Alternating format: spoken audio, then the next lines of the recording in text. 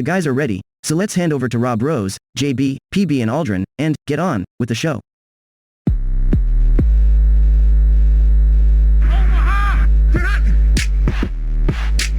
Welcome to the Club Dub Football Podcast, where the only question is, does your team make it into the club?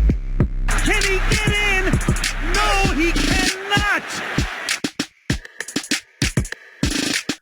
Welcome back, gents. Hey, Rob. The most famous intro music in NFL podcasting can only mean one thing. It means our 2-week hiatus is up and we're back talking all things American football. And if you're looking at your Spotify record thinking the guys are back together, what might be the breaking news on the NFL horizon? Well, that would maybe be somewhat of a false dawn. Not a lot going on in the NFL world, a lot of talk and not a lot of action seems to be the general theme. But the good news is that allows us to look into our NFL crystal ball and start to think ahead. And for this week, we have picked what arguably the grandest topic that there is for any set of NFL fans sat around in a virtual room as we are. We are picking, lovely bit of alliteration coming up here with the 4 L's, the looking likely Lombardi lifters. So as we've been through, most of the off-season, most free agents have landed. There'll be that little flurry that follows kind of the roster cuts, I suppose, in a few weeks' time. But we're looking at which teams, 4, 5, 6 months removed from the end of the season have now positioned themselves amongst the prime contenders to be Super Bowl champions in, a little over 6 months' time. So nothing like being premature, eh? But despite our broad topic and despite the fact we're looking so far ahead, I think we've got wonderful insight as always, gentlemen. Do you feel confident that you can bring exciting and intriguing storylines to this week's pod? Sure, we'll make something happen. Why not? You put us together in a room and magic follows, right? No PB this week because even with 2 weeks to prepare himself, he's just busy, right? He's busy. What's he doing? Playing association football, soccer. Mm-hmm. So yeah, he's otherwise engaged. But the great news is 3 from 4 doesn't mean less. It means more. I didn't mean for that to rhyme, and then I almost thought I shouldn't follow through with it. But there we go. It's out there now. We've got an absolutely stellar pod, and let's throw ourselves into it. Aldred, you've seen the off-season unfold. Why don't you kick us off with your first of a number of predicted Super Bowl contenders? You can go AFC, NFC. I really don't mind. Who do you think is going to go all the way? I don't know. Well, strong start. Well, I could plump for some of the obvious ones, but I want to start with a bit of an outsider that I think's had a really good off-season in terms of the additions that they've made that gives them a chance to kind of take that last step and get to the Super Bowl. And that is going to be the Los Angeles Chargers. Really? Field. Only because, I know that they didn't quite put a full season together last year, and they were really close, right? They were really close to making a good shot at it, and it didn't quite work. But I think if you look at the additions that they've made this year, so, I'm thinking big names is like JC Jackson predominantly. He's come in, that revolutionizes that kind of cornerback back-end position. And just other players that they've added, Dustin Hopkins is a solid kicker. They've added the remarkable, if unremarkable, backup that is Chase Daniel, the perennial backup with shed loads of money for doing very, very little. Incredible amounts of money for doing very little. And like Gerald Everett at tight end. And there's just good players that they've added into the mix of an already pretty stellar group, particularly that offensive unit, I think, led by Justin Herbert. He's really kind of grown into the quarterback position. And again, he feels like he's ready to kind of take that leap and become that ultimate leader. So that's why I say I don't know, because they're a bit of a risk. They're in a tough division. They've got good teams to beat, but I do feel like they're just on the cusp of that breakout season where they really can go all the way. So yeah, that's my first opening gambit. So just to add a bit to this then, I think, firstly, I think it's a strong pick because I think whenever you're looking at this kind of hypothetical, right, how good's a team look on paper, you've got to look at a team that looks like they've added rather than lost. And there are some very good teams that have lost a few pieces, but this does feel like a pretty good team that have gained a few. And particularly JC Jackson, I think you're right. We talked earlier in the offseason, didn't we, about them following almost that Rams blueprint of if you get those same kind of key players in place, can you do the same things? Yeah. So you think that the Lombardi Trophy can just move from a trophy cabinet at one end of SoFi Stadium to the other, slightly different shade of yellow and blue? Yeah, it's just more convenient, isn't it? It is pretty convenient. It keeps, it's low air miles for that lovely bit of Tiffany silverware. The only thing I would say, and the kind of counter argument you pretty much touched on, is there not an argument to say they're now in the most competitive division in football? I mean, previously maybe the NFC West was in the mix and a few others. Maybe you'd look at, the rivalries between people like the Bucks and the Saints. But now with a few of those teams and a few of those divisions going off the boil, I mean, I think they're, as likely to go deep in the playoffs as they are likely to finish fourth in that division. And there's probably not a huge amount of shame in that, I wouldn't say, but 4 competitive teams who you could have started with. Oh, yeah, I totally get it. I think the only thing for me with the division is, do you not kind of feel like that division's more level? It's not one of those divisions where there's a runaway leader and you've got to really work hard to beat that team. It's not a Green Bay Packers. I feel like with the Chiefs having lost a couple of players, and those are one of the teams that have lost this year, the Broncos have kind of leveled it up because they've now got a quarterback that can actually throw the football. Yet I'm still not convinced about a lot of the pieces around. Yeah. And then the Raiders have got Derek Carr at quarterback. So there's a ceiling in my view. I love Derek Carr, but he's not, I don't feel like Derek Carr is on par with the other 3 quarterbacks in that division. And even though, again, the Raiders have added, I still have a lot of question marks about that unit. So I kind of feel like you're now at a point where all those 4 teams are really pretty evenly matched. I wouldn't say that, if you put Chiefs against Chargers, Chiefs are going to run away with it. I feel like they could be level. So it's just one of those things. I think this offseason has kind of balanced them a little bit, and somebody's got to win it, and it could quite comfortably be any one of those 4, as you say. And I just think, Chargers might have it this year. JB, thoughts? I'm momentarily stunned by your, is this the best division in football? Because no. What division's better than this one? You thought the Titans, Colts, Texans, Jags, right? That's the clear runaway. I am more leaning into is there a good division this year? But that's a question for another day. I like this pick of the Chargers. They weren't one that I was going to bring to the table to discuss. I think because I'd expected all 3 of us to have them on there, and figured if that's one I don't have to talk about that someone else can do. And I like it for the kind of the same reasons Aldrin's really talked about. I think highlighting the Broncos don't really have a team. They don't really have a good enough team. They had big problems and big question marks at the quarterback position, which they appear to have now transferred to the Seahawks. And that's great. You've got Russell Wilson, but Russell Wilson proved in Seattle that he still needs a supporting cast around him. He can't do it all himself. So that's going to be interesting to follow. The Raiders with Josh McDaniel. Chase Daniel, Josh McDaniels. Yeah? Sure. Right.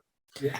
They've got Josh McDaniels now, who didn't exactly set the world on fire as the Broncos coach. And yes, some of that was because he was trying to make a quarterback out of Tim Tebow. But it'll be interesting to see what he can do this time. Yes, Derek Carr has a ceiling, but he's not a limited quarterback. I think his floor is higher than a lot of potential quarterbacks the Raiders could have. His ceiling just isn't as high either. And they've also picked up Devontae Adams, who is gonna make any quarterback better. The good thing about the Chargers is their offense was already, I don't want to say league leading, but already had the pieces on it to be really successful. Herbert really flashed, like until the amazing season Burrow had, as the best quarterback of that crop of that draft. And Still then you've got like, he's comfortably at the top of that draft. I want to see another year from Burrow. I think this year is the Burrow versus Herbert battle. Is this going to be the new Brady versus Manning? Who knows? You've got Keenan Allen, you've got Mike Williams, you've got a lot of good, solid receivers who, to borrow from the Patriots, just do their job. And that's all they need to do when they're successful at it. The biggest problem for the Chargers has always been putting games away, and some of that leads to the defense. So what did they do? Well, they went and got JC Jackson, like we talked about, who was in the conversation for best defensive backs in the league last season. They traded for Khalil Mack, who, yes, isn't going to be like a game-changing player like he was when we saw him move from, I want to say, the Raiders to the Bears. It was that direction, wasn't it? Those were the two teams involved. Yeah. And he is still going to fulfill a role. I think kind of like we've already mentioned, we mentioned Von Miller, I think, before we started recording. It's a thing like that. And then they've got a lot of solid role players who, like the offense, are just going to do the job. And I think Aldrin's made a great shout here. I think if the Chargers perform as the pieces are capable of performing, got a really good shot at playing in the Super Bowl.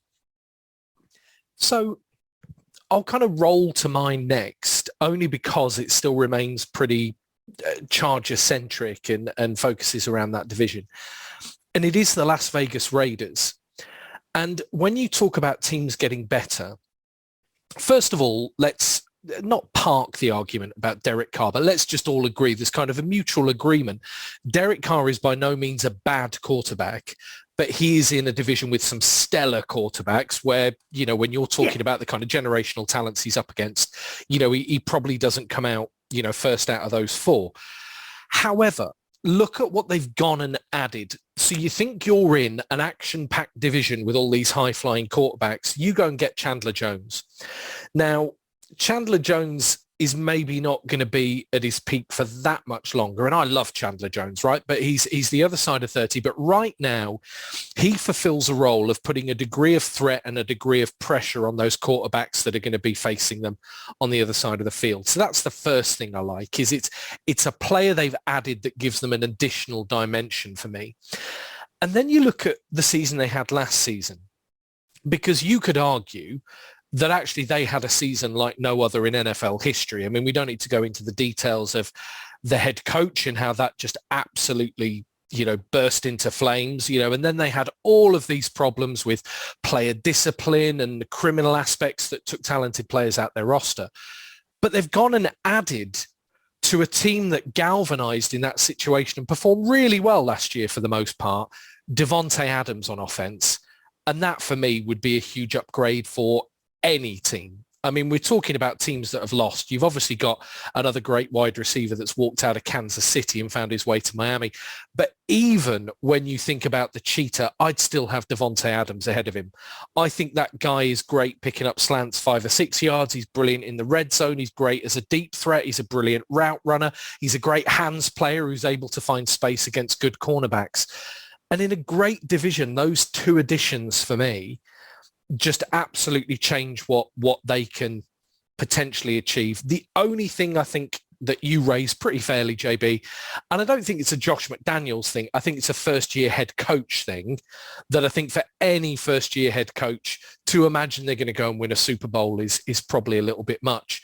But if we give Josh McDaniels credit, in the time since he was in Denver, what has he gone and done? He's gone and produced some great offenses in New England that have won Super Bowls without necessarily huge star quality around Brady. Gronk certainly would be the other big name there in New England. But, he's managed to pull together receiver groups that have performed just like you feel Bill Belichick has been able to get the best out of the defensive talent there in those seasons.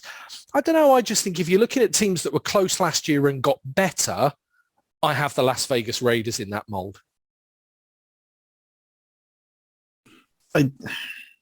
I love that your pitch for Josh McDaniels there was, Josh McDaniels did some really good offenses when he didn't have a lot of supporting cast around the greatest football player of all time. It's like, it's incredible. Are you telling me, so just on that point, are you telling me that when the Bucks won the Super Bowl, they didn't have a far superior receiving core and running back room to the Patriots? No, they absolutely did. And that was one of the contributing factors to why Tom Brady wanted to go and play there and why the Bucks won the Super Bowl. Agreed. Please point me in the direction of the fantastic offensive performances from the last 2 years of the New England Patriots. In fact, no. In fact, I will challenge you one better. If Josh McDaniels has been able to build amazing offenses despite the amount of support around Tom Brady, point me to any one thing that is one thing in an entire season that he was able to do with Cam Newton. Whoa. Well, Cam Newton was a problem. I mean, Cam Newton was not a dreadful quarterback, but by the time he was in New England, he'd lost a number of those dimensions he had in Carolina. So the Cam Newton thing, I don't think, I'm going to argue. But if you take, Mac Jones, I think actually what he did with Mac Jones last year was to his credit. I mean, I'm kind of making an argument for the Raiders. So, I'm not saying Josh McDaniels is the guy I'd want, as the head coach of the Arizona Cardinals, being a partisan fan. But I do think Mac Jones and that entire unit probably had a better season than I was expecting. I mean, he made the Pro Bowl. Yeah. They had a better season than I expected is a bold strategy, Cotton. And I don't think it's going to pay off for you because how vague and how widespread is that? It's like, I had a better experience. I had a better time on this night out than I was expecting. Yeah, I got stabbed, but I could have been shot. Well, it's literally reaching so much. So, but we're talking about, but you're not comparing apples to apples here. He's now the head coach of a team last season that went, 12-5? What were the Raiders? I don't know, somewhere there, weren't they? So the Raiders had a winning season, a good, successful season, did a lot of very good things, also won a lot of very close games. So this is a team that have that winning habit. I think Carr's figures in fourth quarters last season in terms of comebacks and points against opposition, all very favourable. So, I mean, if you take what he's inheriting rather than what he did with what he had, you had Devontae Adams and Chandler Jones, and there's not many huge losses there. I mean, you've got Ngakoue, who never really caught fire there, and a few others who've moved on. But I think they're definitely, personnel-wise, in a better situation than they were, certainly by mid-year last season? Yeah, they've got better players, haven't they? I mean, I think they've had a bit of a revolving door of wide receiver ones, I guess, if you consider Renfro a really incredibly solid too. Yeah, great. So Adams brings that. Waller is already an absolute stud. Yeah. I get your point. I do think, like I said, I feel like that division has kind of leveled off. I think we all agree that Carr's ceiling is probably lower than the other three quarterbacks in that division, but that's not to say that he's a bad quarterback. I'm ultimately a pretty big fan of Carr's. I jest, but he's incredibly solid. I do think he gets a bad rap, but he's the worst quarterback out of the four quarterbacks in that division. And the other three could end up in the Hall of Fame, though. I know we're talking about a guy who's only had that's 2 what I mean. years, but we're talking about top tier talents. Yeah, I'm saying he's the worst out of 3-4 Hall of Famers. I think, they're all incredibly good. He's just the weakest of those four. I think they've got a very good unit. Their defense still worries me a little bit to close out games. I'm not convinced. Okay, that's fair. And McDaniels is an absolute whopper. So, so I'm never going to support a bid for him getting to a Super Bowl with a team that isn't run by Bill Belichick. But yeah, I don't disagree. It kind of goes with my point. I said any one of those four teams in that division could make the Super Bowl because they're all elite and one of them's got to win it. So I can't strongly disagree with your argument. The two first-year head coach thing is interesting to me. I think I'd rather have what they've got in Vegas over, say, Denver. But then you've got the Russell Wilson factor. I mean, just how good can he be?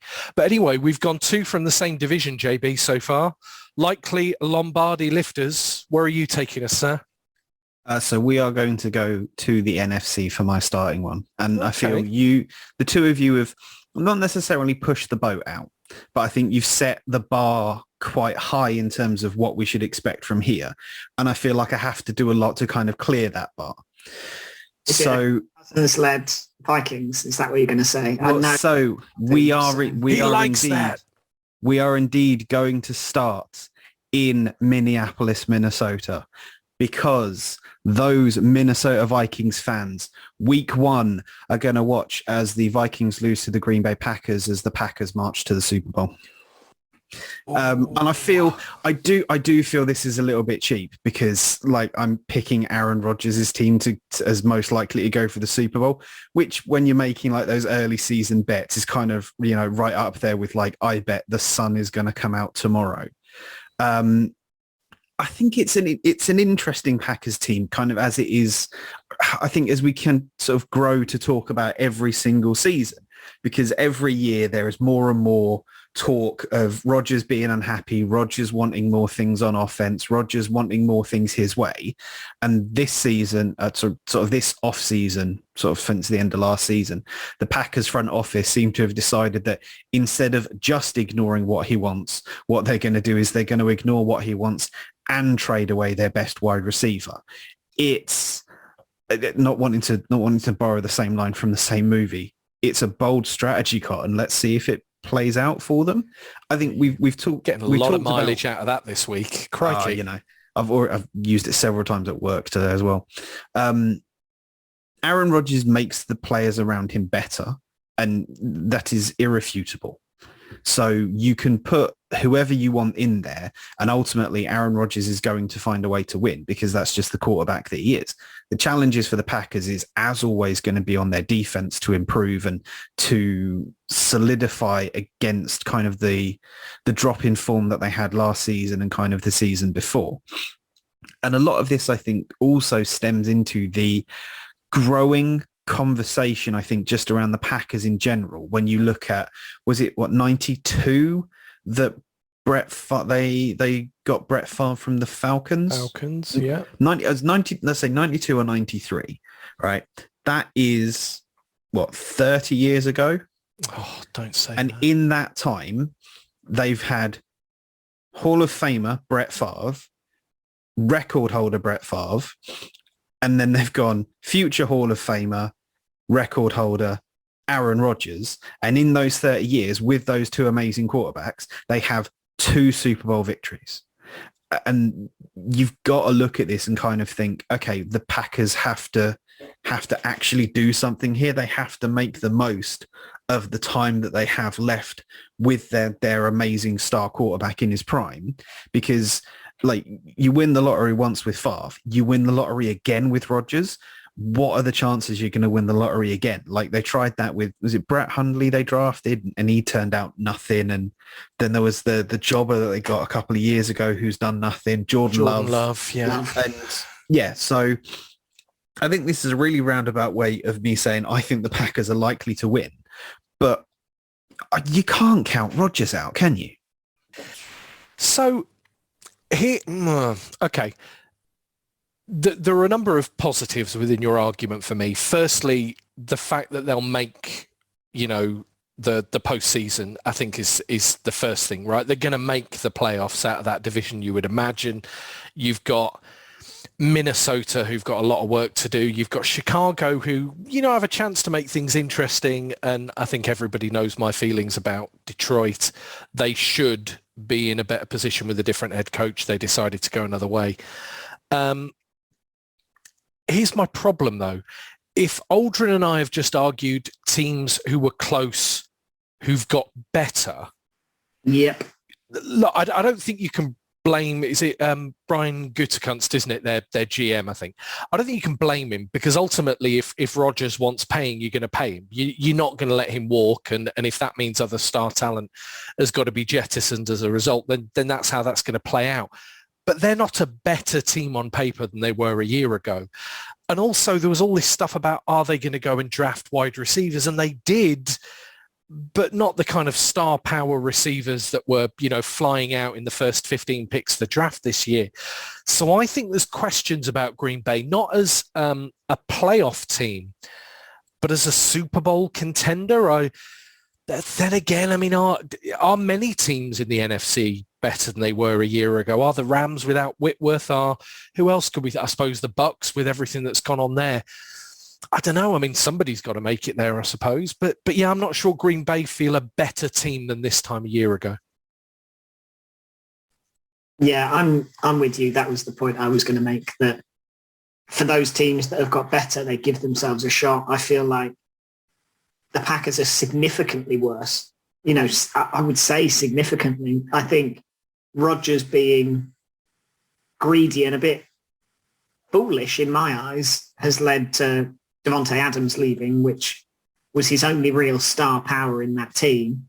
And I think just, they've lost peripheral players as well, like Equanimus St. Brown and who's the other guy? Valdez-Scantling, that's gone to the Chiefs.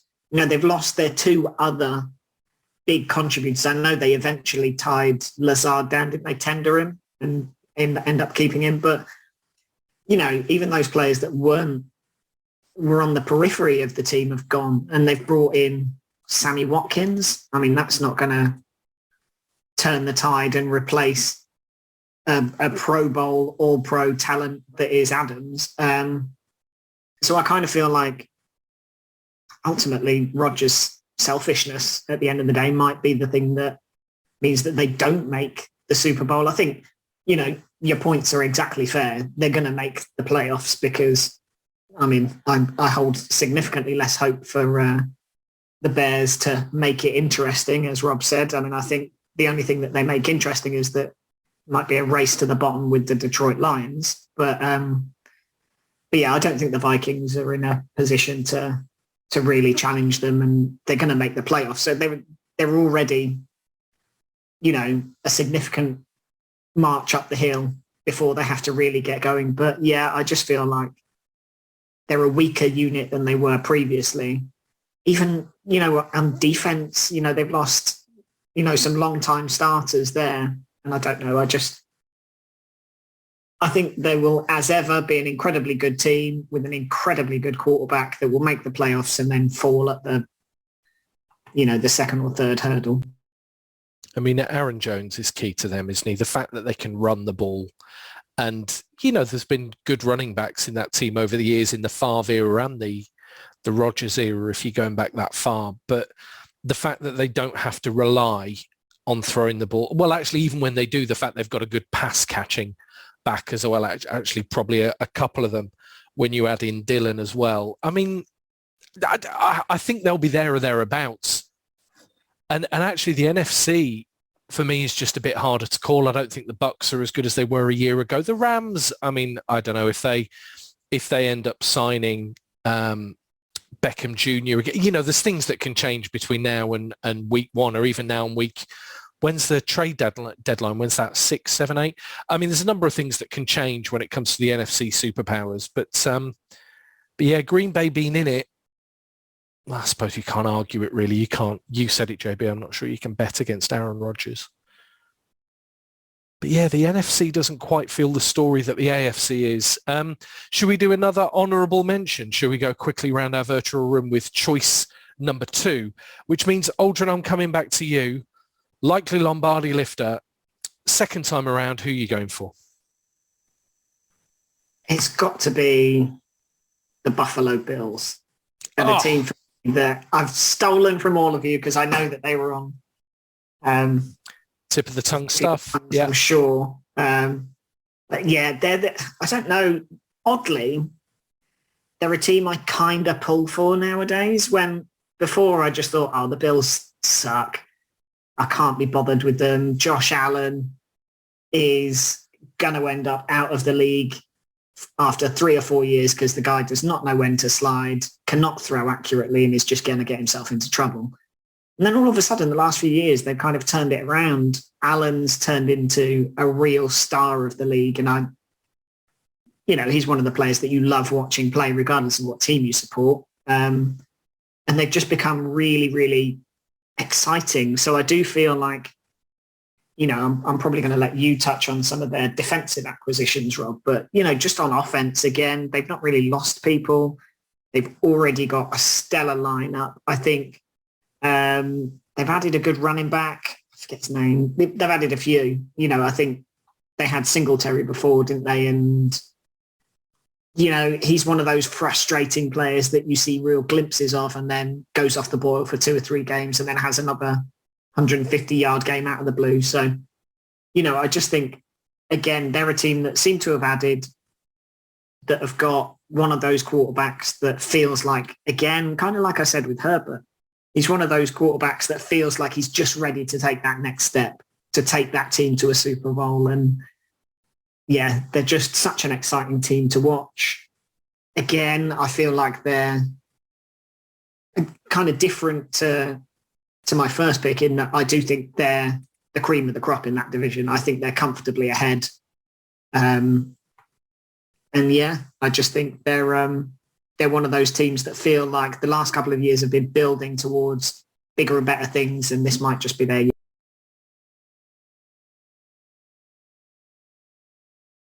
I just think that the Von Miller acquisition changes so much for them. And this needs a little bit of kind of explaining or quantifying. I think they have overpaid Von Miller enormously. I think they have paid a talent that we probably haven't seen for 2 seasons, prime career money. And I think there's all this talk already. What is he, 33? And yet he's signed this 6-year deal with a lot of guaranteed money. And to be honest, you're not going to see me backing away from that argument. I don't think it was good business. However, for this season, forget the next 5 years, for this season, he makes them better. He adds, I talked about Chandler Jones adding a dimension for the Raiders, that true kind of talent who can pressurize a quarterback, who can, draw double teams, sometimes beat double teams. And actually, I think Von Miller is an interesting comparison. I think you saw him return to, those real kind of peak playmaking type runs that he had in the prime of his career in Denver, in that run that they had to the Super Bowl with the Rams. I think with the Rams, it's a little bit different in that he had a lot of absolute star talent around him. The only thing I think that works in his favor is I think Sean McDermott and the Bills generally have a really good, solid defense. He's going into a good unit that, yes, there are a couple of standout players within it, but actually as a collective, a little like we've talked about in the past with people like John Harbaugh and what he's always able to do with that Ravens squad. He's always able to coach them up, to make them better, to turn them into a well-organized group. I think that counts for something. There's a lot of teams out there with first-year head coaches. There's also a lot of teams in flux, teams on the way up, teams on the way down. It feels like a lot of the old guard of the NFL. New England, I hate to say it, JB, the likes of the Steelers maybe, aren't the forces that they've been, pretty much perennially for the last 20 or so years. And you look at the Bills and think, well, they are absolutely in that mix. And, there's an argument to say all that separated Buffalo from a Super Bowl last season was a coin toss, right? You put that ball in Josh Allen's hands and history could look very, very different. There were some worries with that Bills defense in some of those shootouts. I mean, it really did feel like they couldn't stop, the high-powered offenses they came up against. But the way the AFC or the NFL overall looks, they're a team that's got better. They were already, you said it, Aldrin, the cream of the crop. What's to say they don't go one better? So, yeah, you're absolutely right. When you said it and you said you were stealing it from us, yeah, I had Von Miller and his addition particularly to the Buffalo Bills being a difference maker. It was James Cook that they drafted that was the running back I can think of from Georgia. But, it picked up a few good kind of Duke Johnson. Yeah, picked up a few good kind of squad players as well on offense. I think OJ Howard, they picked up. They've picked up some good players who you can see contributing as well. And I like it. I just think the Bills already stacked. They're only looking better and better now. JB, was Buffalo going to be your next shout? Yes, I was going to ask the two of you to get the tables because, I think the Bills fans are going to be throwing themselves through them spectacularly. There's not really much more I can add. You've all said, I think, every cursing the fact that you all got to say it first. Kind of with, I think, especially with what Aldrin kind of said at the very beginning, like very doubtful of the Bills in the first place. Very doubtful about Sean McDermott as a coach, and definitely not on the hype train for Josh Allen. That felt like a really big mistake. And yeah, there's something about the Bills, as for the last couple of seasons now, that kind of just grab you and make you like them. Just like it's part of it is just, yes, Josh Allen has got better. He's not eliminated all of the flaws, but he's minimizing his flaws. His accuracy and everything like that has gone up, but he's still kind of retained that madcap energy that he has about everything. You see him when they're doing hurry ups and everything like that, and he's rushing to the line and getting everyone going. And yeah, just the whole attitude of not just the Bills as the team, but like the fan base and everything. Was it the only fan base in NFL history that have had to watch their team get to 4 straight Super Bowls and lose every single one of them? And you kind of just think, maybe it's just the we love an underdog nature of us, but you kind of just want them to have a good time, don't you? You do. I mean, you've got what was it? Was it the Music City Miracle against the Titans as well? Yeah. The lateral. I mean, they've had a few like Browns fans and Jets fans and arguably Cardinals fans, a number of heartbreaks over the years, but they just feel like a great football team. They don't feel like the old Bills, the way that the Bengals don't feel like the old Bengals. That's what I mean about it. Feels like a changing of the guard type era, really, in a couple of ways. For me, I'm just going to put the caveat for the bit. They need to keep Josh Allen healthy. You said it, JB. He has that playmaking ability, sets off on those crazy runs and sometimes does crazy things. He can't keep putting himself in harm's way.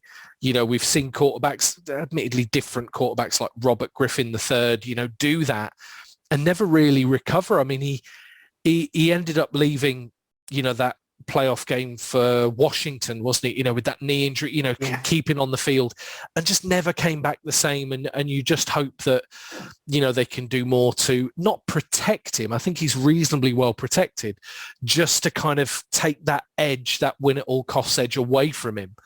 And let's hope they don't lose something in that. But yeah, Buffalo Bills definitely a good shout. So JB, I heard you're rather, it was muted, but I picked up on it. This call that you're getting frustrated that you're behind both myself and Aldrin in the queue. So look, I'm going to go last and I'm going to say, go on then, give us your second NFL Super Bowl contender for the year ahead.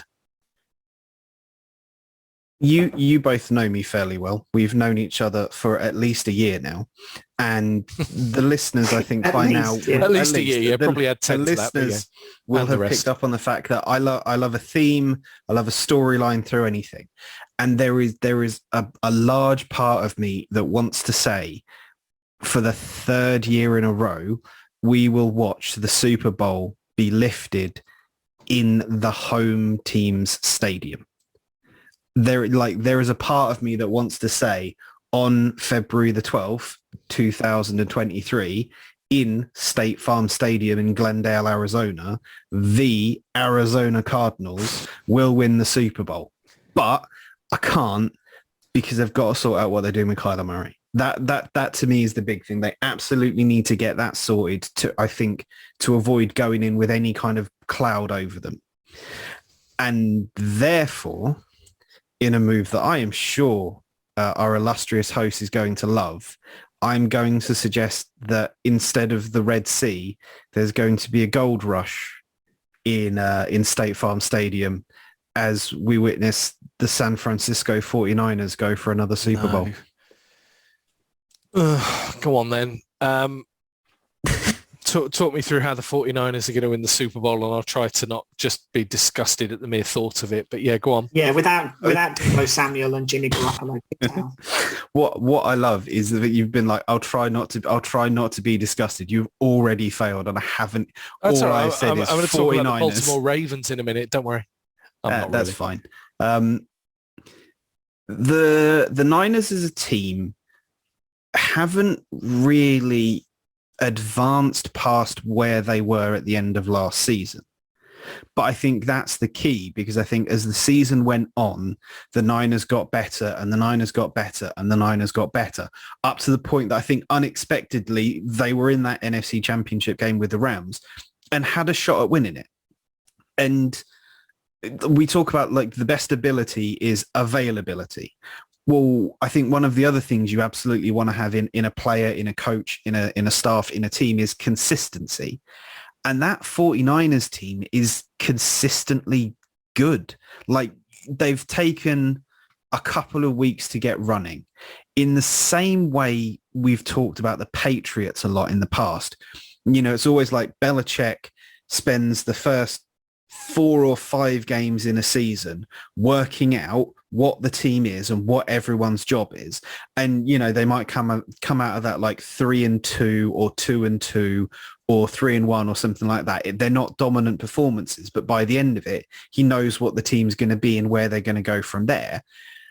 And I kind of feel like that's the same mentality and the same thing that Kyle Shanahan takes in when he goes into it. And you think after the season they had with Deebo, an off season of Kyle Shanahan sitting down and being like, right, now I know what this guy can do. Let's go and see what else we can do with him. Let's take advantage of this. But not just that, also with if it's that magician kind of thing. If everyone's looking over here at Deebo, no one is paying attention to Brandon Oak or George Kittle, like one of the best tight ends in the game. You create those mismatches, and then all of a sudden you ride in that wave to the Super Bowl. Yeah, they've got potentially they've got an issue to solve with Jimmy Garoppolo or Trey Lance. I mean, do they? Is that an issue they need to? Because like we've I mean, as I say, we haven't witnessed. We are aware of, and we have seen historical records of the Niners winning a Super Bowl with a battle between Joe Montana and Steve Young. I am not in any way suggesting that Jimmy Garoppolo and Trey Lance are as good as either of those two people, Hall of Famers, both of them. But we talked when we were talking about the Raiders, and this is a very, very different scenario, but when we're talking about the Raiders, bad things happened to the Raiders, and the Raiders came together as a team and pushed themselves forward. There is an argument that that same kind of competition between the 49ers pushes them forwards as well. Garoppolo, if he stays, is going to want to play out of his skin to prove he's the right decision over Lance.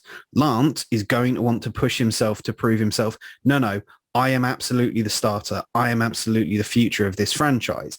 And if you've got the two quarterbacks pushing themselves that way, they're going to push everyone else along as well. And I remember watching that the pre-show to the Falcons Super Bowl, and the conversation between Matt Ryan and Kyle Shanahan, where Matt Ryan is just reeling off everything about what Kyle Shanahan would want him to do. You know, we're going to do this and then this and then this. And he's reiterating the playbook to him. And he said, it takes you a while to get there, but once you get there, you're gone. It's absolutely fine. And you've got to think, well, has Shanahan got that with Lance now? Are we going to see, like, Russell Wilson's gone? Is Trey Lance going to be the new Russell Wilson, air quotes for the listeners, for that division? I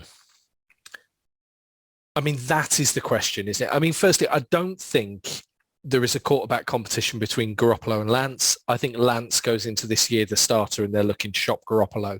Yeah, but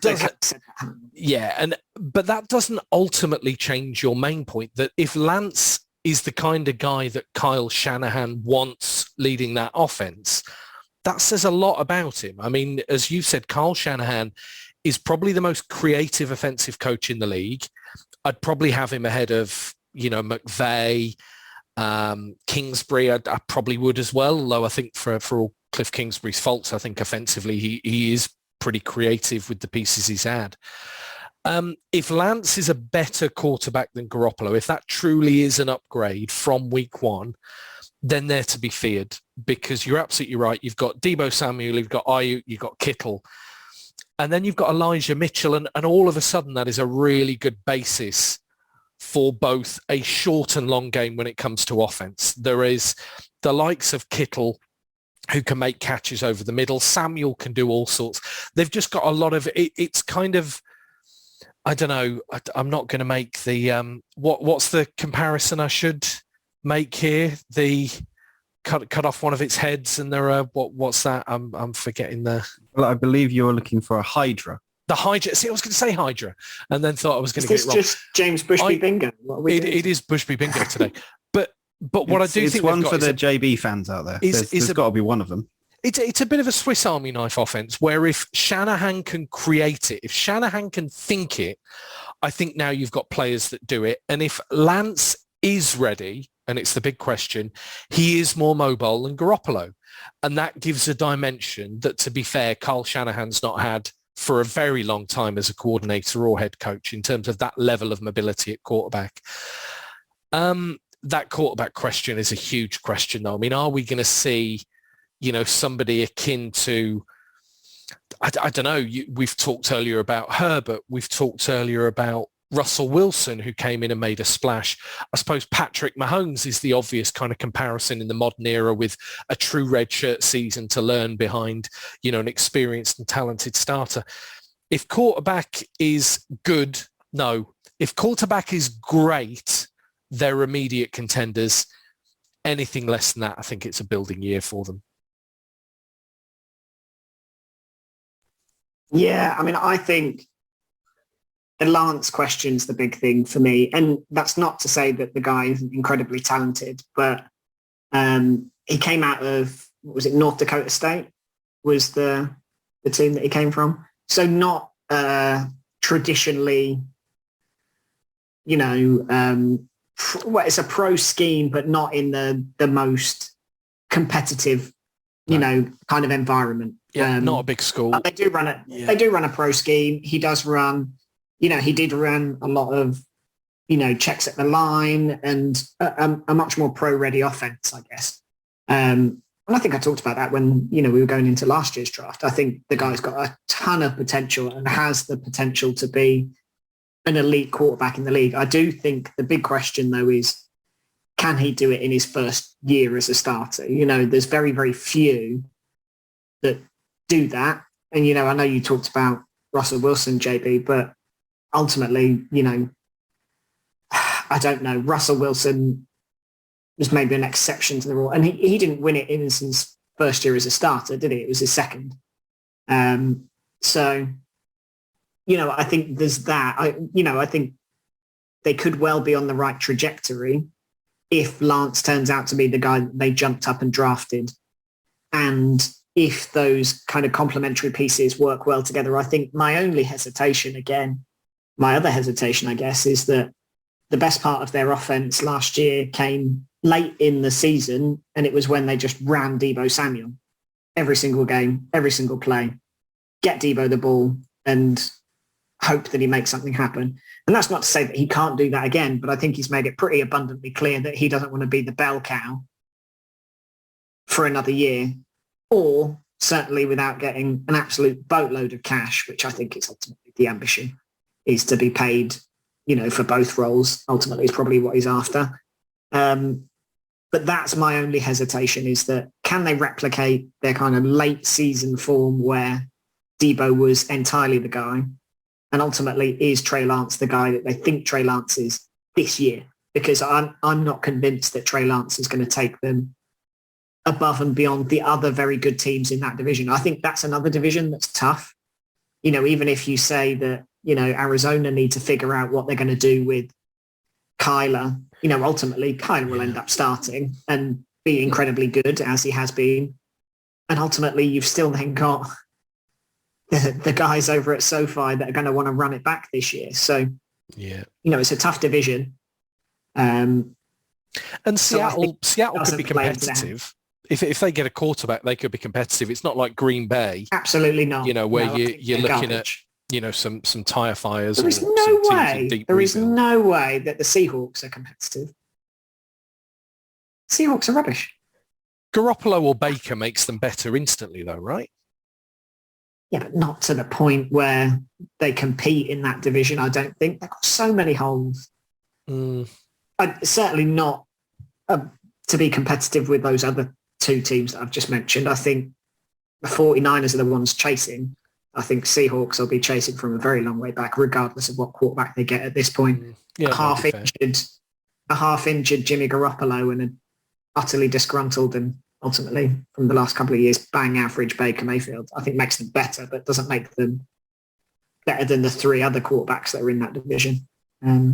So yeah, I think the Trey Lance thing for me is the question, and it's huge, isn't it? I think maybe in a year's time, JB, your prediction might be, in my mind, closer to being reality when Lance has had a year under his belt and has grown into the system and has created a real, I don't know, bond with Shanahan and Debo and Kittle and all that. But I think maybe this year might be a bridge too far for him. But, we've been surprised by quarterbacks before. I mean, Tom Brady won a Super Bowl in his rookie year, right? And nobody thought he was going to do anything. So certainly his first time as a starter. Yeah, and the point you made, I mean, JB made it first as well. How often do good teams draft high for a quarterback? It doesn't happen that much, right? The draft by its very nature kind of precludes that, right?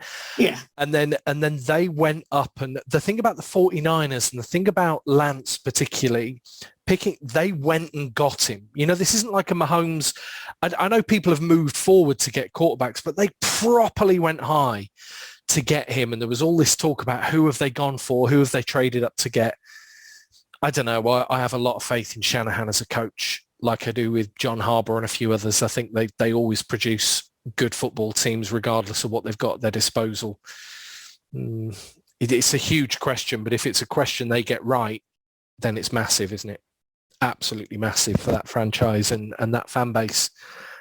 Shall I round out then? I'll be quick. It happens every year. So firstly, Aldrin, honourable mention to the Colts. If we're talking about teams who've got better in divisions that haven't necessarily improved around them, I'm not sure the Titans are a better team, although obviously they lost Derrick Henry for a lot of last season. If he stays healthy, they're more of a threat. They found ways to win even without him and so on and so forth. But certainly they've let, their wide receiver one and probably one of the top five in Brown in the league, walk away. The Colts had Matty Ice, who I think is just, I don't think it's like Rivers. I think it's a very, very different situation where you're not looking at a guy who is a year or two removed. You're looking at a guy who still has 2 or 3 good years left. And that can be a fine line sometimes between those two things. But I really like the fact that you've, gone and got a great quarterback that immediately puts you back in the window. And here's the thing. A year ago, we were all up on the Colts. And really what's changed? I mean, they didn't have a brilliant free agency. They didn't go and spend and really make the most of some of that cap space 12 months ago. But now I think they're pretty well balanced. Yeah, T.Y. Hilton goes away. But I mean, how much have the players they've lost really contributed? I think they've gone and got the piece they needed in a quarterback. So honourable mention to the Colts. But let's end this podcast with the way that every prediction podcast ends before the season starts. I'm going to say the team who are going to make the Super Bowl are, of course, it's the Dallas Cowboys. Every year somebody says the Cowboys, right? And here's mostly why. Cowboys fans. Mostly Cowboys fans, right? Or former Cowboys players, actually, most notably. But here's why the Cowboys. I think Amari Cooper going helps them. I think 3 receivers all in that wide receiver one space didn't work for them. I think last season we saw something that can't be underrated, which is that they have a proper 1-2 punch at running back. I know Ezekiel Elliott is the star who sells the T-shirts, but Pollard is a really useful number 2 running back who can do an awful lot of good things. There isn't this gap now, this void if Elliott is out for a series or 2. The other thing I quite like is they had impact players last season, rookie players, who now with a bit more experience, I think will only get better and better. Diggs is a question mark at cornerback. I think he's too feast or famine. He's too high risk for all of those turnovers he was able to produce through all of those mistakes. And I think people figured him out. But he just needs a great coach to put his arm around him and talk him through how to get the best out of those physical attributes, how to bring his game back round. There's a certain ball hawk instinct, which if they can retain enough of that, I think he becomes important. But you've got so many great players in there. You've got Micah Parsons, I like Schultz at tight end. And I mean, you know, they've been their own worst enemy year after year after year. I don't see losing Amari Cooper as a problem. I think Gallup and CeeDee Lamb are a great 1-2. I mean, pick who's your wide receiver one out of those pair. Do you know what? I think the fact there isn't the hype, there isn't the noise, well, not a crescendo of it just yet, just helps them. I think they get to go in, not under the radar, but without the circus. And I know there's always a bit of circus around the Cowboys, but yeah, I can see the Dallas Cowboys, if they can sort out, stop hurting themselves, being a real force in an NFC that I just don't see many other teams improving massively around them, to be honest. So there we go. I'm throwing the Cowboys out there. So you've named a very good wide receiver 1 and 2. Who's their wide receiver 3? Name anyone. Well, I can tell you it's Jalen Colbert, but how many teams can you name a great wide receiver 3 for? I think the thing is that Gallup was their wide receiver 3 last year, and he's now got a torn ACL. So how they've suddenly promoted Gallup, you know, I was really high on Gallup his rookie year, and then every year since, I think he's got worse, and now he's got a massive injury. I just think so many of their receivers that you would say were the contributing factor to that offense working and being exciting have gone. You know, I think, you know, I can kind of see your point that, you know, Amari Cooper leaving maybe makes them better, but equally they've not replaced him. No. But I think, and look, we're creating an argument for a podcast, but I think that's kind of my argument, that they have too many of these A-list players, and what they've ended up with is just dysfunction, haven't they? They've not got out their own way. I just think one less, a proper 1-2 punch at running back. It's other people like, you know, they've lost Cedric Wilson. Who else have they lost? Oh, they picked up James Washington. I mean, great. I mean, James, you can say how good he is. But, you know, I just think they've lost more. It is the wide receiver room that I'm worried about, because I don't think the running back room's particularly good. You know, I think, you know, you might disagree with me, but I think, I don't know, Ezekiel Elliott, I've not been convinced about for 2 years. I think they massively overpaid him. He's done a classic running back move, got the big salary, and then been absolute garbage ever since. I think Pollard looks really good, but again, in fits and spurts, he's the guy that you want to come in when you want to pass the ball, really. He's not a churn out the yards kind of guy. And then the receiver room just is, I don't know, it feels a bit weak now. That's my big hesitation, is that I think they're missing a lot of offensive pieces and they've lost a bunch. You know, you've made that argument. We've talked about teams that have got worse. I don't think they've added talent on offense. I think they've lost it. So that would be my... But in the NFC, who's added? I mean, the Bucks aren't better. The Rams could be. There's still time, and you know they do crazy things even in the season, let alone before it. Yeah, but I don't think who's better in the NFC. I don't think those guys, the teams you've mentioned, aren't coming from a way back trying to make up ground. You know, they're at the forefront, and it's the Cowboys that have to take another step, make a leap, and go above those teams. And I don't think they've done that. Oh, I think on their day they're good. I just think they need to get out their own way. I like what they've got on defense as well. I really like what they've got on defense. But anyway, JB. To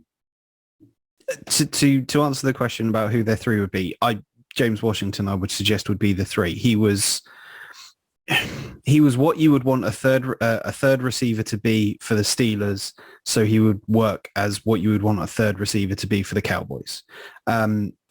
My concern isn't in the wide receiver room for the Cowboys. My concern is what's in the coaching room for the Cowboys, because that staff is terrible. And like if by now you are still holding out hope that Mike McCarthy can successfully manage a game, managing the clock and going based off what like the analytics and, you know, should we go on it for this down? Should we go on it on this down? If you're still hoping that he can do that, he can be that kind of head coach, let me know. Rob, what's the Club Dub email again? clubdubpodcast@mail.com. So hit us up on that email address, because I have a lovely sunny beachfront property in the Arctic that you might be interested in. Because if you believe that, whoa. They are right. That staff, you just right. Let's do this. You talked about Trayvon Diggs as a guy who was very much boom or bust, all or nothing, who just needs a good coach to kind of, just give him that arm around the shoulder. Right, listen, son, this is what you're doing wrong. And I think you are absolutely correct with that. And I think if he gets that coaching, he's got the potential to be an incredible defensive player in the NFL. He's not going to get that from this team, from this coaching staff. So what we were essentially talking about is when Jerry Jones gets rid of this lot and brings in his next load of coaches, maybe these ones will be able to take advantage of the incredible talent that they've got. And that's the biggest problem with all of this. Jerry Jones went from a Jason Garrett staff, which criminally underperformed to the level of talent that they've got, and moved into a Mike McCarthy led coaching staff that have criminally underperformed with the talent level that they have. And if he gets rid of him, he'll probably bring in, I don't know, like Barry Switzer's probably still available if he wants to bring him back. Do you know what, JB? I tell you what the Cowboys need. You mentioned it earlier when you were talking about Green Bay. They had those two Hall of Fame level quarterback talents for all that time, and they've only won 2 Super Bowls. What they need to do is they need to go and find that head coach who was finally able to unlock that potential with Aaron Rodgers and win that Super Bowl in Green Bay. And they need to bring him to Dallas, right? Because clearly that's what they're missing. So very wise friend of mine, not long ago mentioned that Green Bay winning 1 Super Bowl with Aaron Rodgers was almost criminal. And now you're talking against the one head coach who managed to do it. I'm just checking in with your argument. Right. We are recording this podcast through a video messaging client that allows us to see each other while we're talking. And Rob, what I would like you to do is I would like you to look at me dead in the camera and tell me with 100% honesty and not a lie in those lips that you believe that Mike McCarthy was the reason that the Green Bay Packers won that Super Bowl. Because if you can do that, I will admit that my argument was flawed. Well, no, because now you're asking me to claim something which isn't what I'm claiming. I'm claiming he was the head coach that unlocked the great potential that existed in that locker room. And I mean, he did. He won the Super Bowl. Mike McCarthy is the Barry Switzer of the Green Bay Packers in terms of the fact that he inherited a team and managed to win a Super Bowl with them. I don't know about that. Oh, anyway. What I really love is I started off this podcast by annoying the Minnesota Vikings fans by talking about the Packers. And I've ended this podcast by upsetting the Green Bay Packers fans. It's a remarkable achievement. Well, I think the other thing we should mention is if you've just been listening for the best part of an hour and your team hasn't been mentioned, worry not, listeners. A year ago, we definitely didn't mention the Cincinnati Bengals. Now, I know they didn't win the Super Bowl, but nevertheless, they were AFC champs. And there were plenty of teams that we certainly didn't see coming. What a great year it could be. Jags back in London. Wouldn't it be great to see the Jags competitive again? Who else? I mean, obviously, I'd love to see the Cardinals have a run. There's an awful lot of football to be played, and on any given Sunday, anything is possible. But I think you've done a pretty super job, with the exception of the flawed argument JB just put forward about Mike McCarthy, of really putting together some brilliant nominees for those who could be lifting the Lombardi. Shall we get back in a fortnight and make stuff up to talk about if nothing's happened? I mean, it feels like a plan that's working for us thus far. Yeah, I like it. Let's do it. Let's do it. We'll chat about NFL in a fortnight or sooner if something alarming were to occur. Big NFL news, don't worry, we'll have you covered. Otherwise, if news is light, back in a fortnight. That's the second time I've rhymed today. I like these. We should trademark some of this stuff.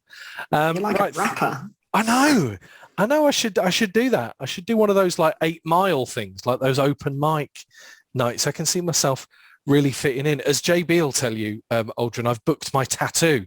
That's the other news outside of the pod. And JB's response when I told him I was getting a tattoo was, have you dreamt of getting that since you were a little girl? Which I thought was rather harsh and unnecessary. Sorry, to be clear, that was when he told me the specific thing he was getting. Yeah, I'm having a little phrase tattooed. Yeah. So it is. He's having a butterfly on his lower back. Yeah. I'm having an angel. And yeah, no, not really. Anyway, gentlemen, good fun as always. Let's get back in a fortnight, if not before, to talk NFL news. Hopefully we'll have PB for company then. But thank you for a sterling job and some gold standard podcastering. Have a great week, all. Cheers, Rob. Thanks a lot.